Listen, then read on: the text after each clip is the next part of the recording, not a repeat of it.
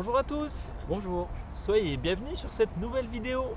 Alors, au menu Un joli décor et une belle mise en scène pour cette introduction, de la culture numérique, de la veille pédagogique, de l'infographie, des exemples des outils. et la présentation du travail qui vous attend lors de la prochaine séance de l'UE 710. Alors, une fois de plus, soyez bien vigilants. Et suivez-nous.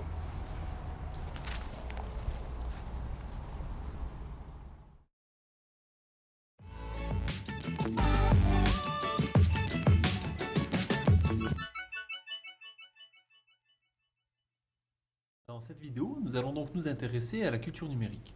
Mais c'est quoi au juste la culture numérique? Selon Wikipédia, la culture numérique est une expression qui fait référence au changement culturel produit par le développement et la diffusion des technologies numériques, que ce soit Internet ou les matériels et les objets technologiques. D'ailleurs, Wikipédia en est un parfait exemple. Alors nous allons essentiellement nous intéresser aux pratiques pédagogiques induites par l'émergence de toutes ces technologies, de toutes ces ressources dans la société et quel impact elles peuvent avoir sur les pratiques pédagogiques et sur nos élèves. Vous pourrez développer votre culture numérique pédagogique en naviguant sur Internet. Mais comme nous vous avions promis des exemples, en voilà un qui illustre concrètement un phénomène de société dont on entend régulièrement parler dans les médias, la réalité augmentée. Je vous invite donc à consulter la vidéo jointe à celle-ci qui montre l'exploitation de la réalité augmentée par des étudiants de l'ESP de Sarreguemines dans l'enseignement des langues vivantes en cycle 3, et plus particulièrement ici de l'allemand. Et concrètement, il faudra faire quoi alors pendant ce cours? Il est déjà indispensable de préciser, comme pour toute séquence d'apprentissage, quel est l'objectif de ces 4 heures de travaux dirigés. Dans ce cours, il faudra se forger une culture numérique personnelle déjà, et puis la culture numérique, comprendre quelle est la culture numérique des élèves en traitant un sujet parmi tous ceux qui sont proposés, mais on va vous les présenter juste après. Le but de l'activité, quant à lui, est de produire une infographie qui exposera le thème choisi, ainsi qu'un quiz à destination de l'ensemble du groupe. Mais ça, c'est le sujet d'une prochaine vidéo. Et ça va se dérouler comment? Alors tout d'abord, les étudiants vont devoir choisir un thème parmi tous ceux proposés. Et quel thème? Nous vous en avons sélectionné une douzaine.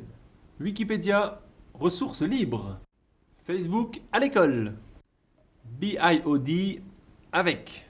La TWICT. Les MOOC. Les Serious Games. Les ENT à l'école primaire. Apprendre à coder. Génération Z, génération mutante. La réalité virtuelle à l'école. Robots et drones. Et enfin, des tablettes. Et puis dans un second temps, une fois que le thème est choisi, il faut se documenter, et puis pour être capable de traiter le sujet suivant 3 axes. Le premier axe est relativement simple. Il suffit simplement de préciser de quoi il s'agit. Il s'agira ensuite de préciser quelle est sa place et son évolution dans l'éducation. Pour traiter le troisième axe, vous pourrez répondre à la question comment apprécier sa valeur ou sa place à l'école. Cette recherche est l'occasion pour vous de partager les résultats de votre curation en utilisant un outil un petit peu nouveau peut-être. En l'occurrence, ce sera Storyfy. On vous présentera aussi d'autres outils, mais là c'est nouveau pour vous, utiliser un outil de curation. Mais que vont bien pouvoir faire les étudiants de toutes ces informations récoltées pendant leur travail de recherche? Qu'y a-t-il à faire ensuite?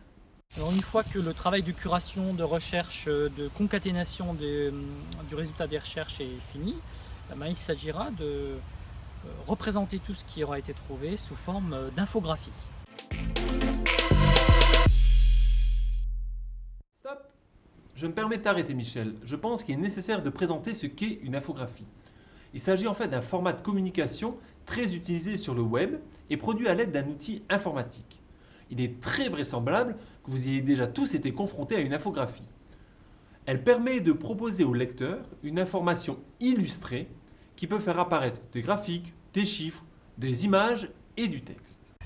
L'objectif est de restituer sous un format visuel et synthétique un contenu ciblé. Très attrayante et percutante, une infographie doit respecter une certaine organisation. L'organisation doit être rigoureuse afin de permettre au lecteur d'appréhender très rapidement la synthèse et l'essentiel de l'information qui est représentée. Le choix des couleurs, des symboles et des images contribue à rendre signifiant le message pour le lecteur.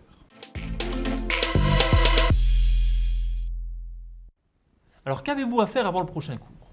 Déjà, n'oubliez pas d'aller regarder la vidéo sur l'utilisation de la réalité augmentée dans l'enseignement de l'allemand en cycle 3. Ensuite, nous avons créé, grâce à l'outil Doodle, un sondage en ligne qui va vous permettre de choisir par binôme le thème que vous souhaitez traiter. Attention, un même thème ne pourra pas être traité par deux binômes différents dans le même groupe. Les plus rapides seront donc privilégiés. On vous remercie d'avoir regardé cette vidéo et on espère qu'elle vous a permis de comprendre ce qu'était la culture numérique. On espère également que vous avez saisi l'importance de commencer dès à présent à vous constituer une culture numérique pédagogique solide.